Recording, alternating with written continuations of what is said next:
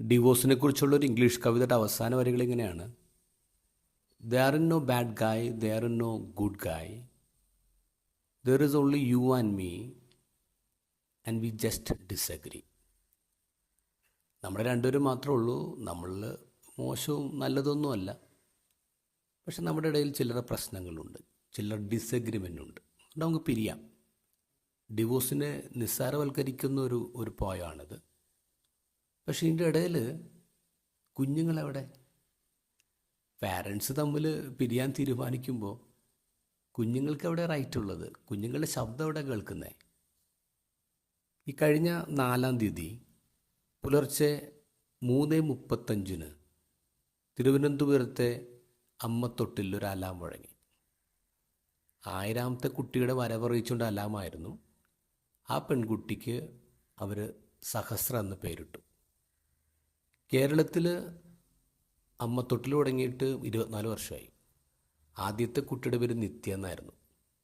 ഇപ്പോൾ 1000ാമത്തെ കുട്ടി വന്നു കഴിഞ്ഞു. 1000 കുട്ടികൾ പുതിയ ജീവിതത്തിലേക്ക് വന്നു എന്നൊക്കെ പറയാം. ഈ വാർത്ത നമ്മൾ എങ്ങനെയാണ് വായിക്കേണ്ടത്? സന്തോഷം തരുന്ന രീതിയിൽ ഇങ്ങനെ പറയാം, 1000 കുഞ്ഞുങ്ങൾക്ക് പുതിയ മാതാപിതാക്കളെ കിട്ടിയെന്ന്. പക്ഷെ നീറ്റിലുണ്ടാക്കുന്ന രീതിയിൽ വായിക്കുന്നത് എങ്ങനെയാണ്? കുഞ്ഞുങ്ങളെ ഉപേക്ഷിച്ച 1000 മാതാപിതാക്കൾ, കുഞ്ഞുങ്ങളെ ഉപേക്ഷിച്ച 1000 മാതാപിതാക്കൾ എന്ന് വായിക്കുമ്പോഴാണ് അതിൻ്റെ സീരിയസ്നെസ് നമുക്ക് മനസ്സിലാവുന്നത്. ഇന്നത്തെ ഗോസ്പൽ ഡിവോഴ്സിനെ കുറിച്ച് സംസാരിക്കുന്നത്. അവിടെ അപ്പൻ്റെ അമ്മയുടെ കാര്യം മാത്രമേ പറയുന്നുള്ളൂ. അപ്പോൾ കുഞ്ഞുങ്ങളെക്കുറിച്ച് സംസാരിക്കുന്നില്ല. പക്ഷേ ഈ ഗോസ്പലിൻ്റെ തൊട്ട് താഴെ പിന്നെ വരുന്ന 3 വാക്യങ്ങൾ അത് കുഞ്ഞുങ്ങളെക്കുറിച്ചാണ്.